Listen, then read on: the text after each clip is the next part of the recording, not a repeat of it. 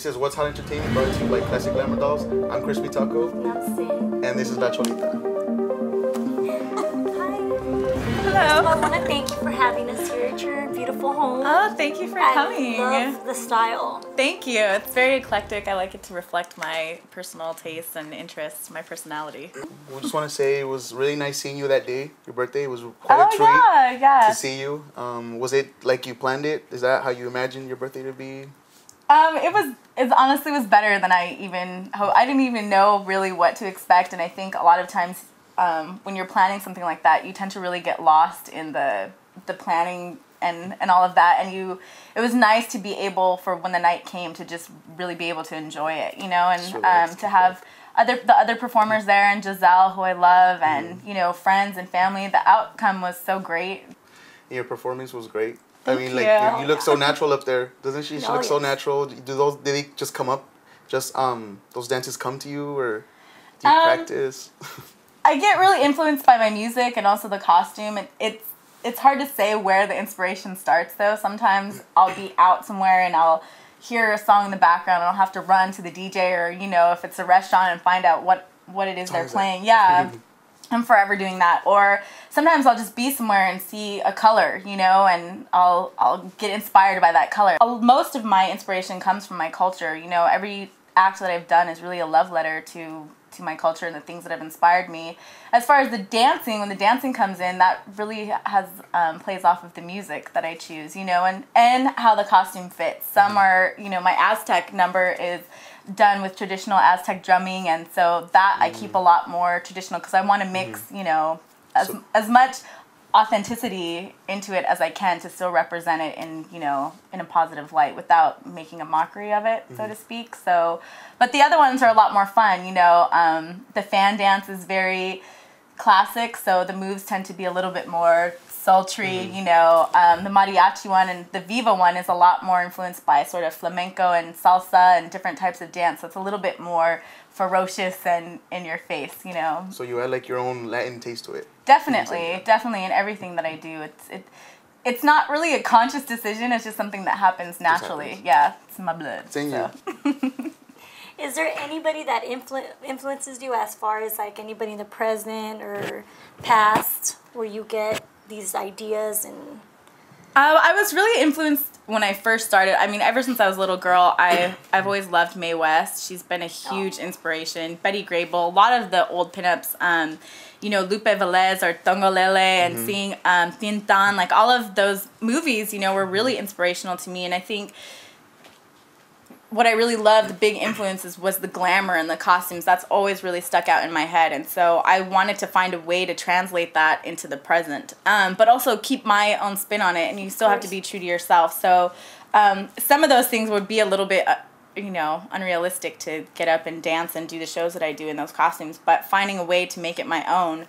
As far as present, I mean, a lot of dancers. There's one dancer that I really love from London. Her name's Modesty Blaze. She's just so full of character and charisma, and I love the detail that she puts into her costumes. So you say glamour. So when you're not La Cholita and on stage, how are you like outside? Like if you're going to the mall or you're at the supermarket, are you all dolled up? This is it. That's great. Yeah.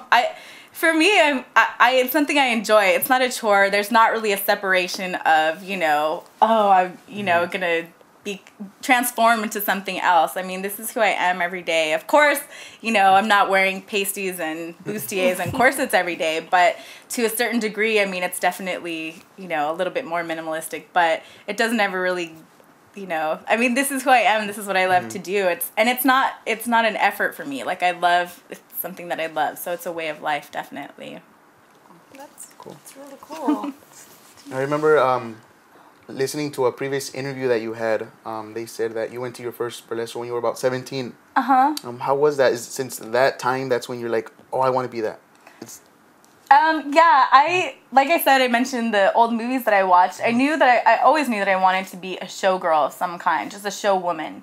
You know, I didn't really know what that entailed per se, if it was, I didn't want to be like a Vegas showgirl, you know, but I wanted to do something that was involved in entertaining, with singing and dancing and theater. So, and with of course the costumes and the makeup Right. and the hair. So when I went to that first burlesque show, sorry, I was in awe really, because it really encompassed everything that I loved, and that it definitely was it. You know, it was like a light bulb moment when I saw that. I was like, this is what I want to do, because really, you know, the sky is the limit, and there's the possibilities are endless with the types of acts you can create, and I really love the individuality and the freedom that it gave each woman to, no matter what their size was, their background was, their color was, their interest was.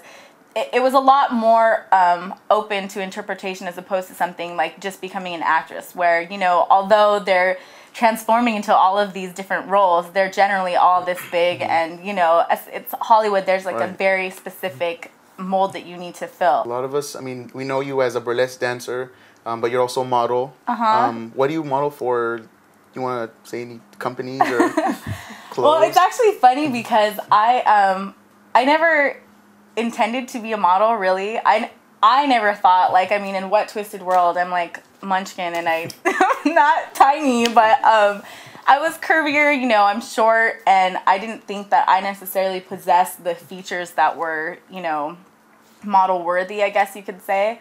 But in performing, I realized first I was going to need some promotional shots. And although I was very comfortable in front of a camera, when it came to modeling, like a still camera, I was like, well, what do I do? You know, everything felt so awkward and forced. And so that was a very interesting learning experience. But then once I did it once, I really started to have fun. Once I opened up, you know, I saw how much fun it could be. And I actually just became a spokesmodel for the world's first burlesque shoe line, which is Bordello. Congratulations. Right. Yeah, and these were actually created for my one of my own costumes.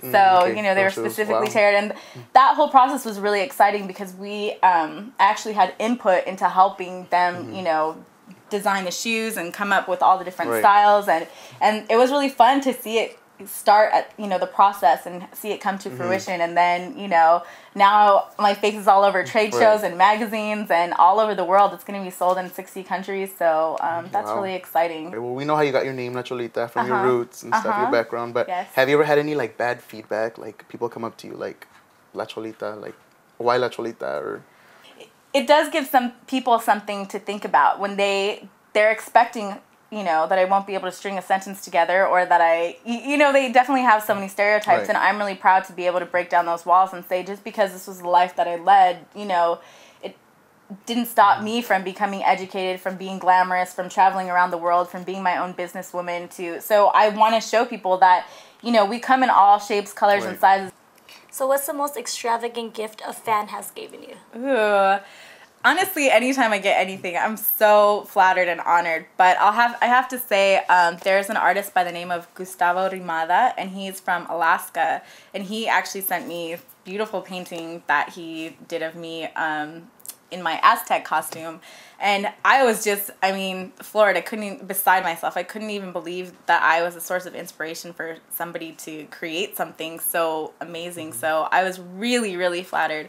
I've had a lot of people send me drawings and paintings and different type of art. People have written songs. I get cute bags, you know, clothes that have been custom, jewelry, all kinds of things. And it's really, I mean, it's really touching, you know, to know that people are thinking of you, and that you're a muse in a sense to, you know, to inspire them to create something in their art. Because I find inspiration, and to me, you know, I think of the people that have inspired me, and I think like, wow. So to think that I have done that for somebody else is really, it's an amazing feeling. So is there any projects, anything out there you want to let our viewers know? Actually, there is. Funny you should ask. My website is launching, vivalacholita.com, and I'm going to have a whole store with t-shirts and other exciting merchandise. I don't want to give it away just yet. Well, thank you, Cholita. Thank you for coming. So much for letting us interview you. To Anytime. our viewers, this is What's Hot Entertainment. Sin. Crispy Taco? Cholita.